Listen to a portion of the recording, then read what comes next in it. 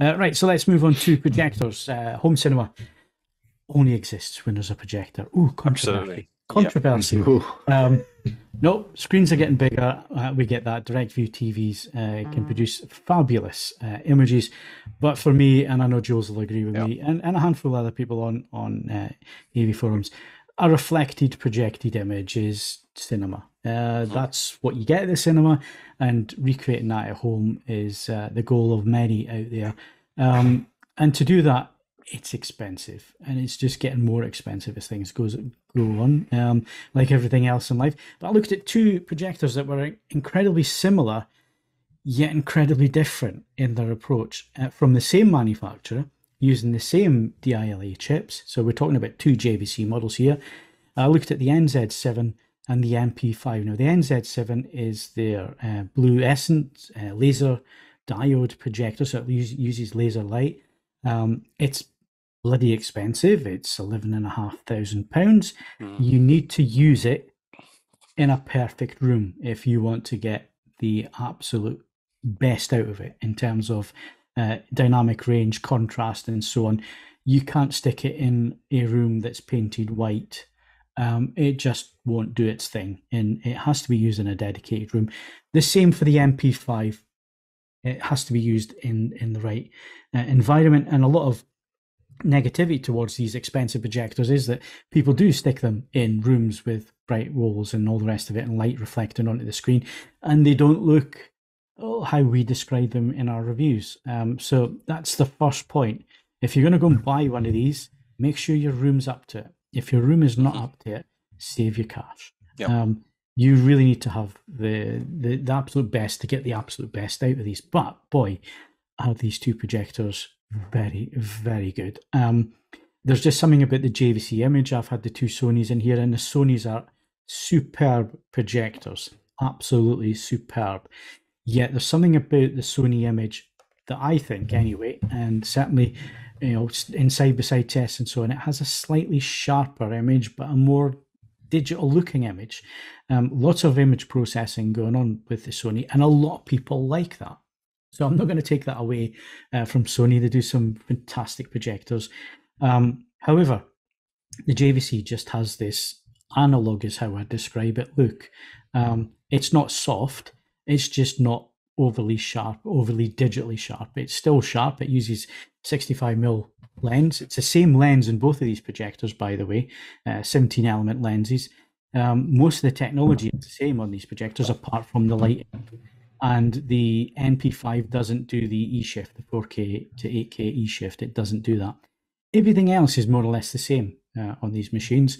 The chassis are almost identical. The way that the lens system works, lens memory, the menu systems, more or less exactly the same. And in terms of performance, very, very similar. Even though there's a big difference in price, they're very, very similar.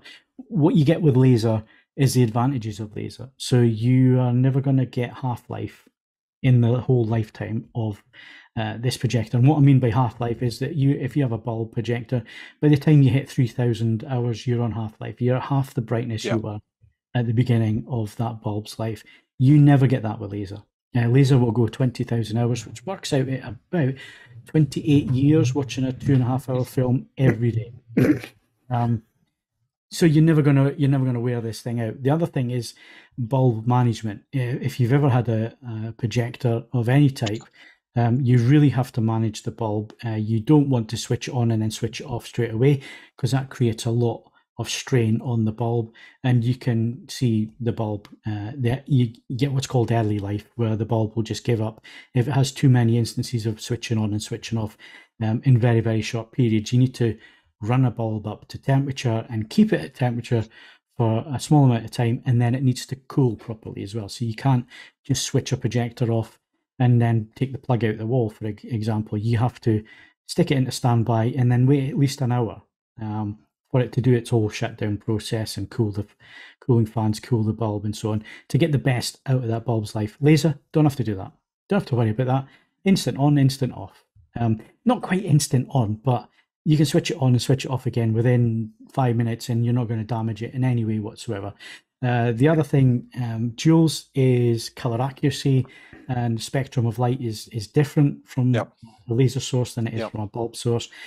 So you are going to have slight differences in image quality in those terms, in terms of color purity and so on. But is that worth the extra money on top? So the NP5 is £7,500 SRP. The NZ7 £11,500. I think you've got to pick your poison here. Pick the one that best suits your needs. They're both very, very similar in terms of performance when you're watching an image, but they go about it completely different ways, and it's up to you in terms of what that value is to you. But yeah, absolutely cracking projectors. The image quality is absolutely superb. The only thing I would ask JVC is please give us proper calibration controls in the projector. Don't force us to use an AutoCal software system with, I'll say, compromised meters and only certain meters. Some of us have invested, especially professional calibrators, have invested in incredibly accurate meters to read, especially laser projectors. You need the right meter to read that properly.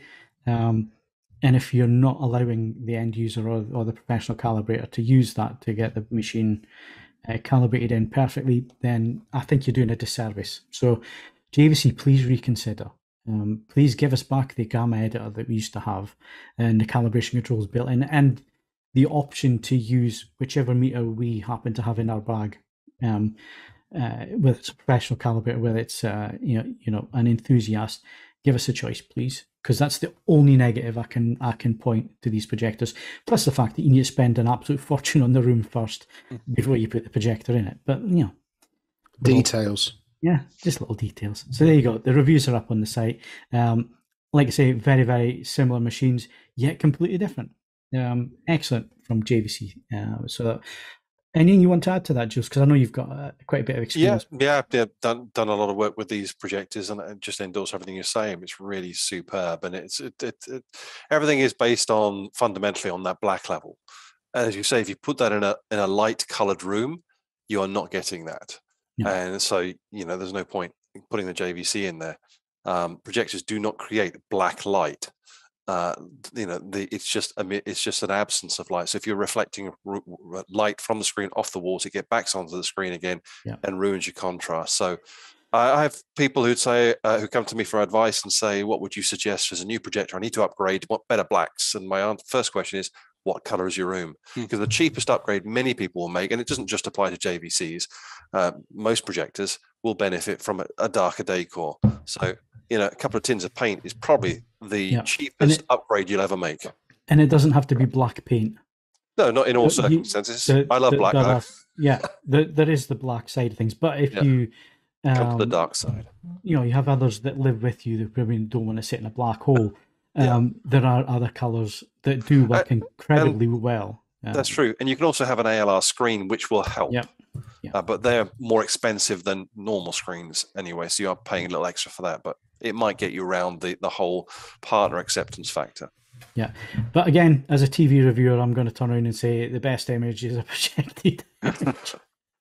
It is subjective, isn't it? But I totally agree. For me, sitting in front of a projector watching a movie, it stinks of cinema. It just for me, maybe we're just old, but it's nostalgia. Whatever whatever sentiment you might have towards projector, I would regret to inform you that we are old. Yeah, I'm afraid Doug, did you just purchase one of these? I was just about to say, I've got one in my room, which is actually painted quite dark and has an ALL screen. Did you go for a bulb or a fricking laser? Oh, I can't afford the laser. No, I went for I went for the bulb. I mean, you like Phil said, you get loads of the same performance, don't you? You just don't get the the longevity and the instant on and instant off that you get with laser. But I wasn't willing or able to spend the several £1,000 extra to realise those kind of small gains. I mean, I'll let you off because you are buying a house. I feel that's a not unreasonable sacrifice to make. Yeah, but it's good. Well, I need to buy a house to put this in a dedicated room at some point. Well, no, absolutely. So